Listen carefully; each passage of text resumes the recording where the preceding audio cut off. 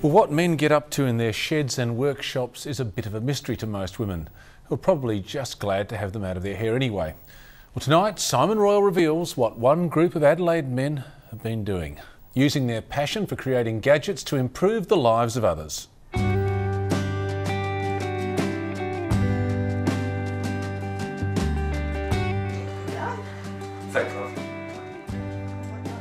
When Tony Scully retired from his microelectronics job 10 years ago, he and his wife took a trip around Australia.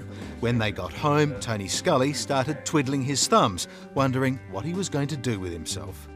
He was a pain, and every morning it'd be, what are we doing today? I think it's very hard for a man when he retires and he's home all the time, and sort of the wife's used to doing her own thing, and suddenly you've got the husband there. So Jean Scully started searching the local paper to see what she could find for her husband to do. First came a job as a Santa, something in fact that Tony Scully still does every Christmas. But for Jean Scully, it wasn't enough. No, that's only 6 weeks a year, isn't it? You've got the rest of the year. Then Jean Scully came across an ad for the South Australian branch of Technical Aid to the Disabled, or TADSA. It's a voluntary organisation that custom makes devices for disabled people. That was 6 years ago, and it's clear Tony Scully has found his niche. You begin to realise that there are a lot of great people out there that have difficulties, and it's been my pleasure to assist. This one here was a classic one that was made a few of them years ago. All up, there are 40 TADSA volunteers, and one of them, Richard Jackson, is also the chairman.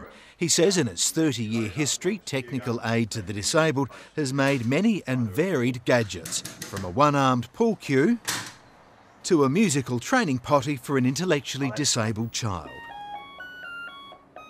But there will always be a device that a specific person needs for a specific task that just isn't met. The commercial manufacturers, I presume, have to make commercial decisions.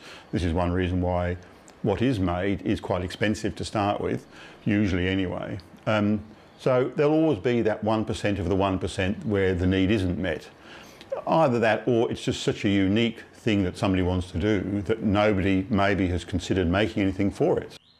And it's the little things that often make the biggest difference, like being able to hang out the washing when you want to. Sue Twelftree has been in a wheelchair since a medical condition paralysed her in 1986.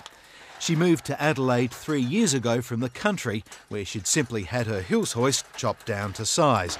No such luck here until TADSA worked out a way to put her clothesline within reach. Well, it just gives me flexibility. It gives me freedom to do the clothes hanging on the line when it fits with my life as opposed to when it fits with someone else's. Total independence of hanging your clothes on the line. And I know it sounds really silly, but it's something that everyone has. Unless you're actually wearing paper clothes that you're going to throw in the bin, you have clothes that you need to wash and hang out and bring in.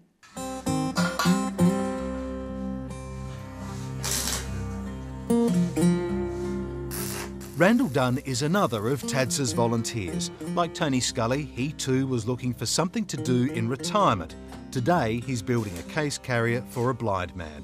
There are no off-the-shelf plans, and he says the key to success is simplicity.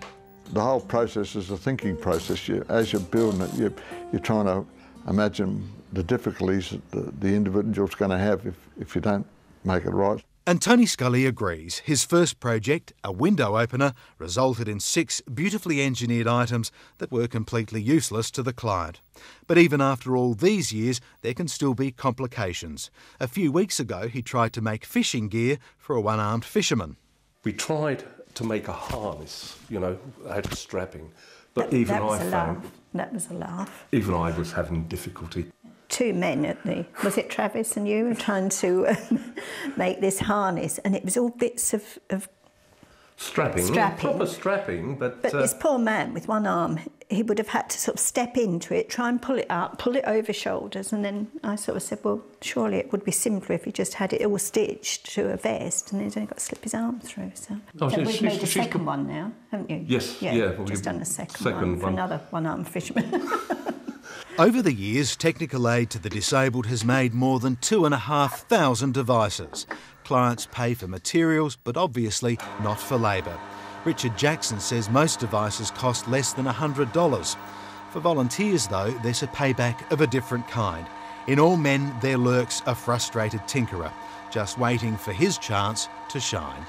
Ever since I was a kid, you know, mechanical things, I'd like to get an old door lock or something, I'd pull it apart and try and get it back together again.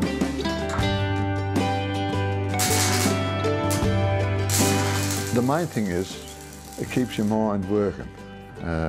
You know, you don't turn into a vegetable all of a sudden. Before I joined TATS, I didn't really know anybody with disability, and it has opened my eyes. Just working with somebody that, and when they use it, I think that's the best part. Good stuff, and that's State Line for this week. You can contact us at abc.net.au/stateline/SA. We'll leave you with the music of Adelaide-born pianist David Barnard.